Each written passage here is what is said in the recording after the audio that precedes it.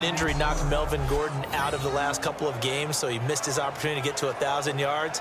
But does the injury hurt more, or just the fact he didn't get that 1,000 yards? Yeah, he was on pace for it, obviously. But coming into the season, people were saying this is going to be a good year for him, and we're going to see a bright Melvin Gordon in the future. We saw glimpses of it. They restructured their offense in order to give him better opportunities, and he took advantage of it. Scary. He's only 23, folks. Nigel Bradham from that outside linebacker spot. He's able to get in there for a loss of 9. Man, he got in there so quickly, Charles. What could the offense have done to adjust and account for that? But what you're hoping is that you figure out and you see and get a clue that maybe there's going to be some pressure coming at you, and you change the blocking schemes. Maybe you go to max protection. The biggest one is maybe you bring your running back in to try and keep you clean. But in that case, that didn't happen. Zero accountability, and a sack resulted.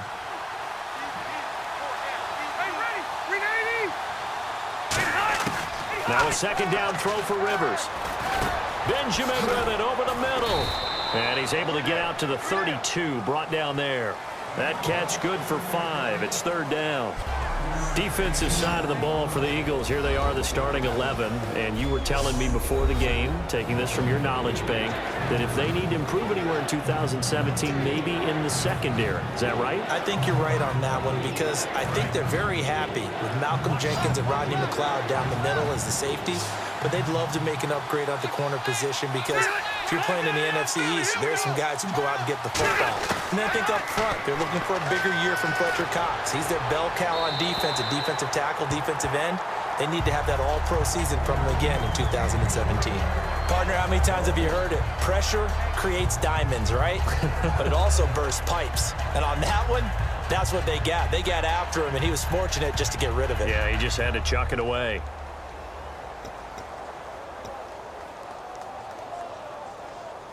To punt it away on fourth down, here's Drew Kaiser.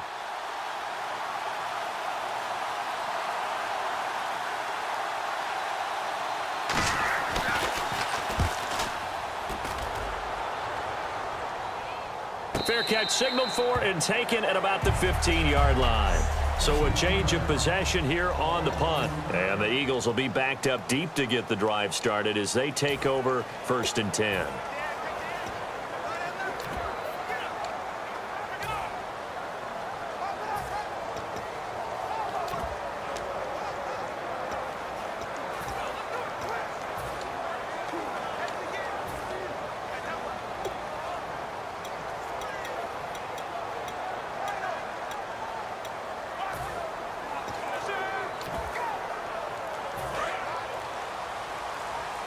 Play clock winding down. All right, here we go. Now it's the Boise State alum, Jay Ajayi. And he's going to get this one across the 30-yard line. He got 18 yards out of that one, and it gets him a new set of downs.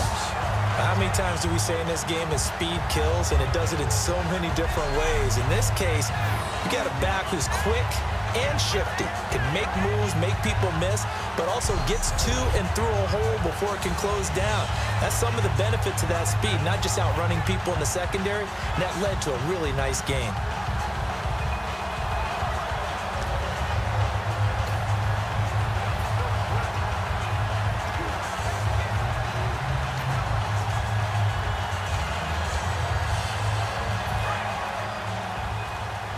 Time running out here on the play clock. And with the play clock running out, Doug Peterson decides to take a timeout. They'll have 2 remaining as we step aside here in this first quarter. And the head coach reaches for the red flag, tosses it down on the field. He wants a challenge here. On 1st and 10, here's Wentz. And the reception made by Alshon Jeffrey. 12 yards there as they move the chains. That was a nicely run slant route, and what the receiver's trying to do is make the defender think he's going upfield for a deeper route, and then breaks it off, usually after about 3 to 4 steps, and cuts towards the middle of the field. And now what he's trying to do is use his body to keep the defender away from the football and give the quarterback a really nice target. Detroit! Now a first carry for LeGarrette Blount. What a spin. And taking it across midfield and inside the 45. Give him 12 yards on that one. It earns him a fresh set of downs. right, it's football 101 to know that the quarterback controls just about everything on offense, but a lot of times what gets missed is that the center controls line play.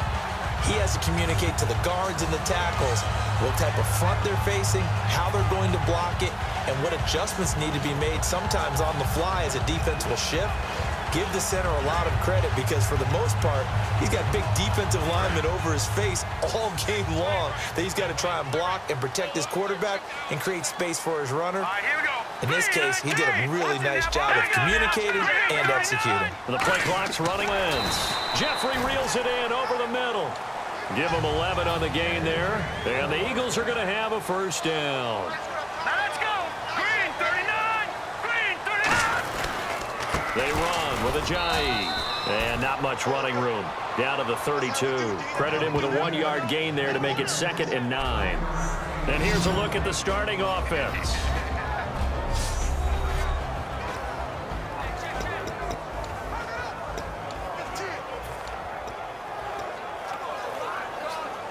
And ready now for 2nd and 9. Set. 319. 319. Now a carry for Blount. And that play is blown up, losing yardage back at the 35.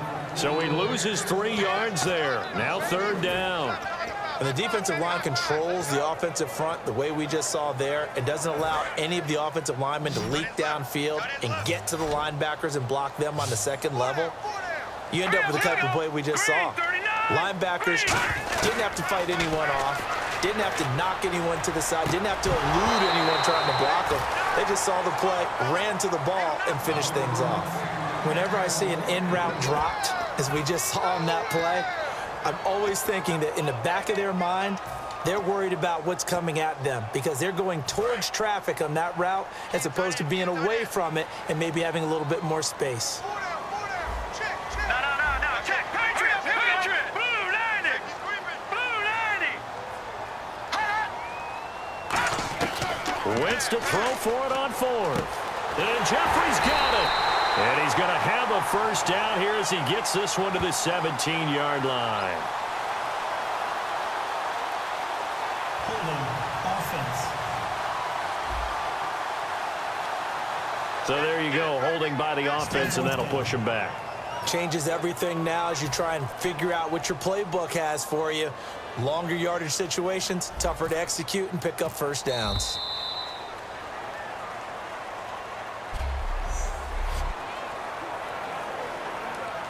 So on 4th down, the Eagles will call on the left foot of Donnie Jones to punt it away. Travis Benjamin, deep for San Diego.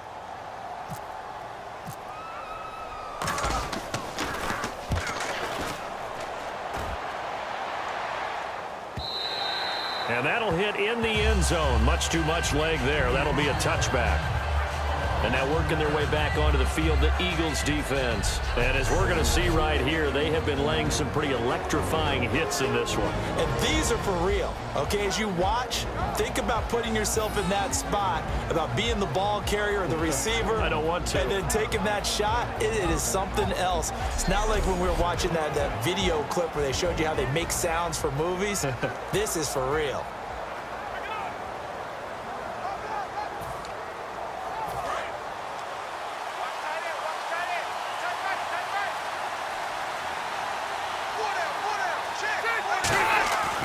They'll start the drive with a run by Gordon. Fights forward for only about a yard up to the 21. Malcolm Jenkins up to make the stop. Now that's the type of play that'll fire up a defense. Hold them to 1 yard on a first down run. It'll be interesting to see if the offense decides to press the run at all or if they'll abandon it now after gaining only 1 on that play. 1 man in the backfield is Gordon. And he'll get it up the middle. And he'll be taken down here at about the 23-yard line.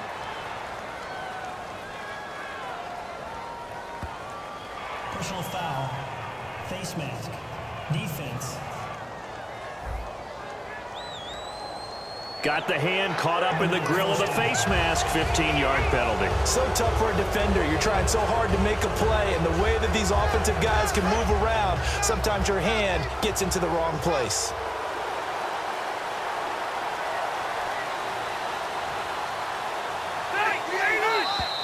Now movement up front. I think this will be on San Diego. False start. Offense.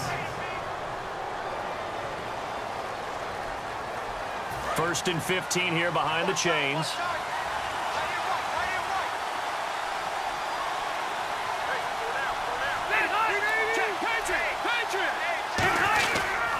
Following the penalty, here's Gordon. And running room scarce here. He's going to be stopped in his tracks at the line of scrimmage. Tackle made that time by Brandon Graham. Crashing in from the end there, not to disrupt the pass game, but to disrupt the run game. Yeah, I love the distinction, too, because the good defensive ends, they can do it all.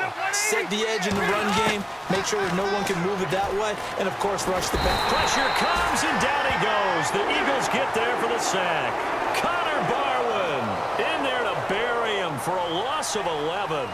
Defensive end gets in there that time. They were in a 4-3. What's the responsibility, the ends versus the tackles there, Charles? Well, most of the time when you talk about the ends, they're your pass rushers. They're the guys that you turn loose to try and get to the guy who's going to throw the football. The tackles, usually more of the run-stuffing variety. But the way this game is advanced, you're wanting a little bit of everything out of all of your guys. But let's just go ahead and break it down and make it simple. The guy who's the right defensive end versus a right-handed quarterback, that's the blind side. He's going after the quarterback. He's going to put him on the ground. And the O-line will have to do a better job protecting here on third down after that sack.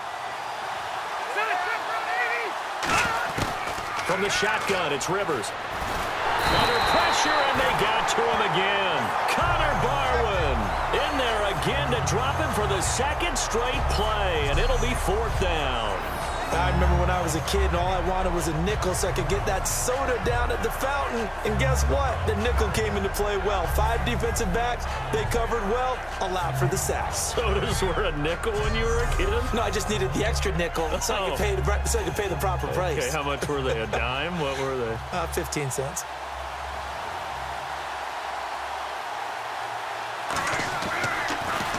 He gets this one away, and boy, it's another boomer. It's taken to the 26. Whoosh. Nearly a huge return, as it is. Still a very good one. 24 yards. And the Eagles take possession. The Eagles offense now, they head back on the field. And a tight game after punting last time. See if they can get something going on this drive. As they head to the field now, with the game this close, you got to feel there's a sense of urgency for them going on offense right now. But they have to do it without letting panic creep in and affect their play. That throw good for 4. It's second down. 2 minutes remain in a scoreless first half. We'll come back to Philadelphia after this.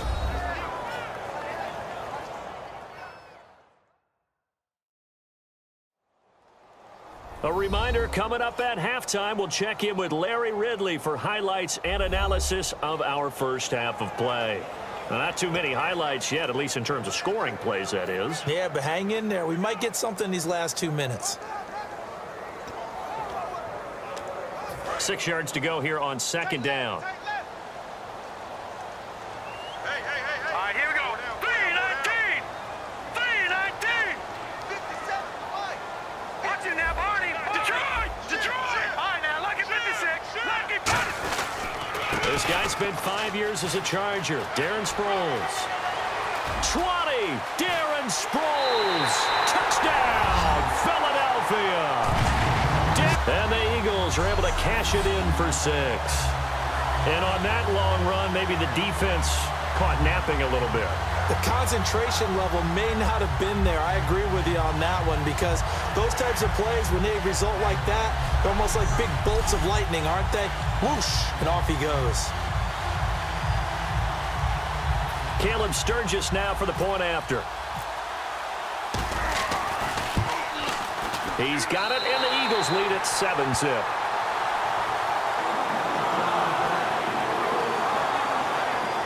So 2 plays on that scoring drive. That's how they drew it up. And the long run into the end zone, and what a run it was.